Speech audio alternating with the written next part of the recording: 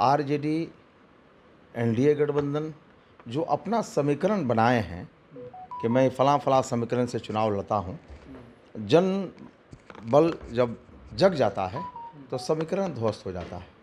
2010 में आपने देखा होगा। तो वही स्थिति आज भी है कि समीकरण उस वक्त रहता है जो दो आदमी होते हैं। यहाँ तो अब एक विकल्प के रूप में आ गया है, तो समीकरण कोई माने नहीं रखता है। अभी के डेट में प्रशांत किशोर के वहाँ एंट्री करने के उपरांत लोगों ने ये महसूस किया है कि जो दो पार्टियां 35-40 सालों से लगातार दो भागों में विभक्त थीं, उन्हें कोई विकल्प नहीं मिल रहा था। एक तीसरा विकल्प के रूप में जनसुराज सामने आया है। बिहार के 4 विधानसभा सीट पर उपचुनाव को लेकर के सियासी सरगर्मी तेज है। देखिए, एक तरफ महागठबंधन तो दूसरी तरफ एनडीए, लेकिन प्रशांत किशोर की एंट्री के बाद सियासी सरगर्मी और तेज हो गई है।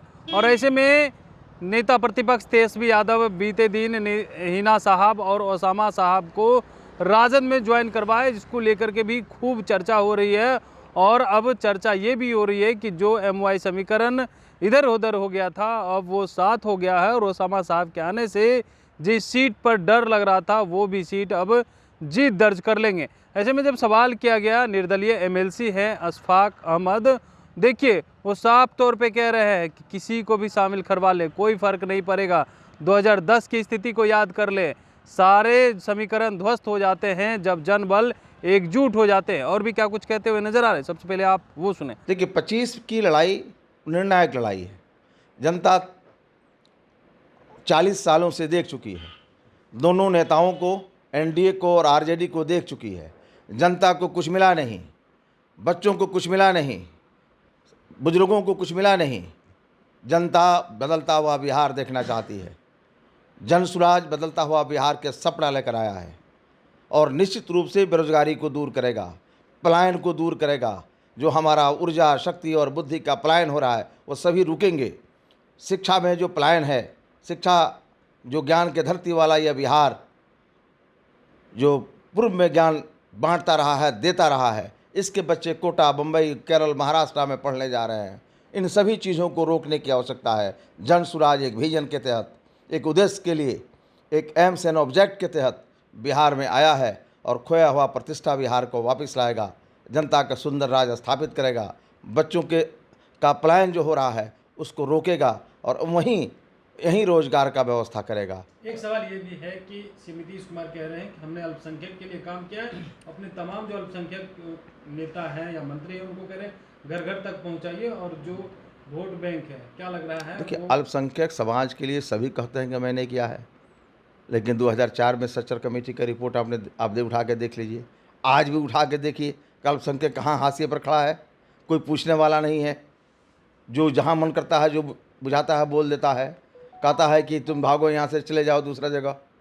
कई तरह की बातें हैं। अब रही बात के दावा लोग कर रहे हैं, हमारी जो तालीमी मेयार है, जो शिक्षा से कोई भी समाज शिक्षा के बल पर, शिक्षा के आधार पर आगे बढ़ता है और शिक्षक संस्थाएं जो हमारी हैं वो अंतिम सांस ले रही हैं।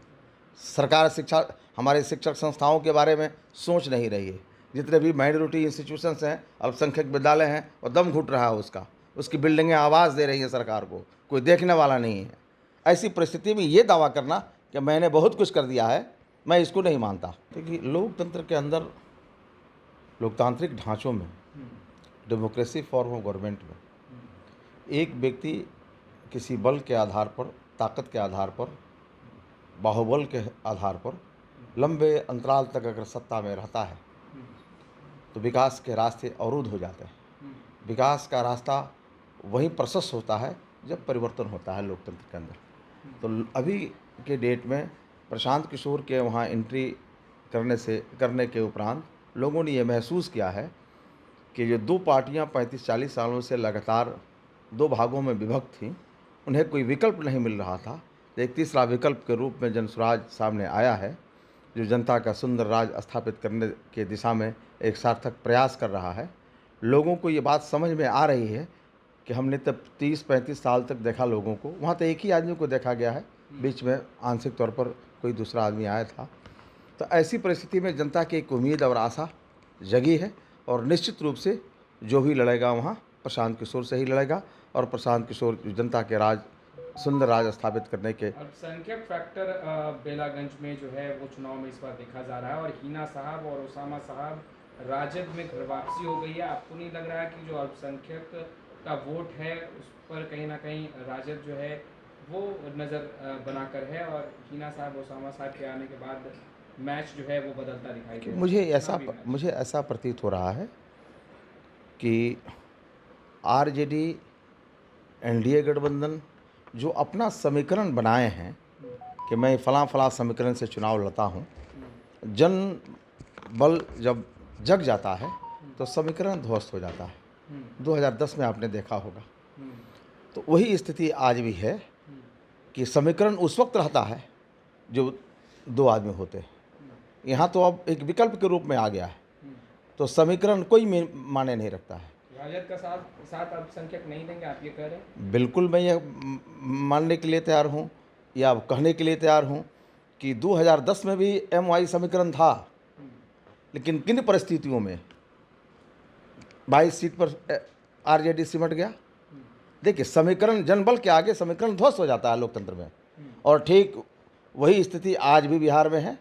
मेरे समझ के मुताबिक बिहार में जो यह चुनाव 4 जगहों पर हो रहा है, वह एक मजबूत विकल्प जनसुराज सामने आएगा। हार और जीत तो ईश्वर के कृपा के ऊपर होती है, लेकिन लड़ाई जनसुराज से होगी और मजबूती के साथ होगी। तो आपने सुना, उनका कहना है कि देखिए MY समीकरण की जो बात कर रहे हैं वो तो भूल ही जाए, और इस बार तो महागठबंधन कहीं बेलागंज में टक्कर में ही नहीं है। कमलेश कुमार, लाइव बिहार, पटना।